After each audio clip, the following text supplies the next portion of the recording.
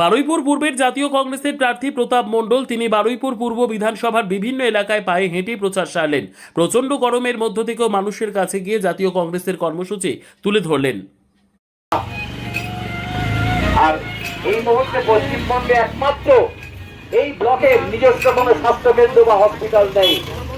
এই বিধানসভা অঞ্চলে বারুইপুর আলাদা হয়ে যাবার পর, বারুইপুর পশ্চিম আর পূর্ব হয়ে যাবার পর বারুইপুর পূর্ব বিধানসভার জন্য 10 থেকে 15 মিনিটের মধ্যে একটা অ্যাম্বুলেন্স বা একটা অটো বা একটা টোটোতে করে একটা পেশেন্টকে হসপিটালে নিয়ে যেতে গেলে আপনি পারবেন না।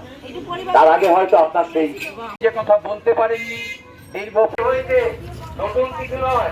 তাহলে নতুন করে প্রত্যেক বছরে যে অ্যালটমেন্ট হয়েছে সেই টাকাটা তুমি কি করেছো তার কাছে জবাব চাইতে পারবেন না, কারণ এরা এত বেশি উগ্র হয়ে গেছে।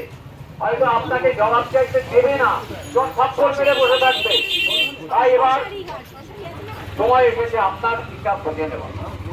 প্রতাপ মণ্ডল এই কংগ্রেস, জাতীয় কংগ্রেস দলে, যে জাতীয় কংগ্রেসের একটা ইতিহাস আছে, যে জাতীয় কংগ্রেস ব্রিটিশ সাম্রাজ্যবাদকে আগামী আপনি তার চোখে চোখ রেখে কথা বলুন যে আজকে আমার গণতান্ত্রিক অধিকার, আমি গণতন্ত্রের এই উৎসবে অংশ নেব, আমি ভোট দেবো, নিজে যাকে দেবার দেবেন। ভারতের জাতীয় কংগ্রেসকে কুকুরে কামড়ালে কেন? এখান থেকে কলকাতায় যেতে হলে একটা মানুষের স্ট্রোক হয়ে গেলে কেন? এলাকায় পরীক্ষায় ঘর থেকে বেরোতে অনেককে রাস্তা থেকে ফিরে যেতে বলে বলা হয়। এবারে আর তাদের এই এলাকা থেকে কংগ্রেস মনোনীত প্রার্থী প্রতাপ চন্দ্র মণ্ডল, আপনাদের এই এলাকার পরিবেশ এখন সামান্য একটা কাজ করতে গেলেও বিভিন্নভাবে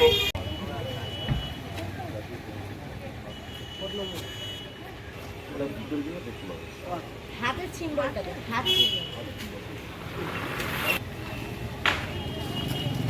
সমস্যার সমাধানগুলো করেছেন মানুষের। একটা মানুষের সারা আছে, মানুষ পরিবর্তন চাইছে, ক্ষোভ মানে চাপা ক্ষোভ একটা আছে মানুষের, তার বই প্রকাশ পাচ্ছে। আজকে কি তাদের যে ভারতবর্ষ আবার ফের কংগ্রেসময় যাতে হয়, ভারতবর্ষ পশ্চিমবাংলা কংগ্রেসময় যাতে হয়। পশ্চিমবাংলা আজকে 294টা প্রার্থী দিয়েছেন পশ্চিমবঙ্গ প্রদেশ কংগ্রেস পশ্চিমবঙ্গ। আমরা তারই নেতৃত্বে, অধীর রঞ্জন চৌধুরী তাদের নেতৃত্বে লড়ে যাচ্ছি। মানুষের খুব সাড়া আছে, মানুষ বলছে পরিবর্তনের দরকার আছে। অবশ্যই হলো, কারণ কী জন্য বলছি, সিপিএমের ভোট সব তারা বিজেপিতে করে নিয়েছে, যার জন্য আমরা ইতস্তত হয়ে গিয়ে কংগ্রেস সিপিএম তাদের সেই পুরনো ঔদ্ধত্যগুলো এখনও পর্যন্ত আছে, তারা সেগুলো চালিয়ে যাচ্ছে। সেই জন্য আমরা ওই কারোর সঙ্গে জোট করবো না বলে আমরা প্রথম থেকে আমরা এআইসিকে আমরা জানিয়েছি।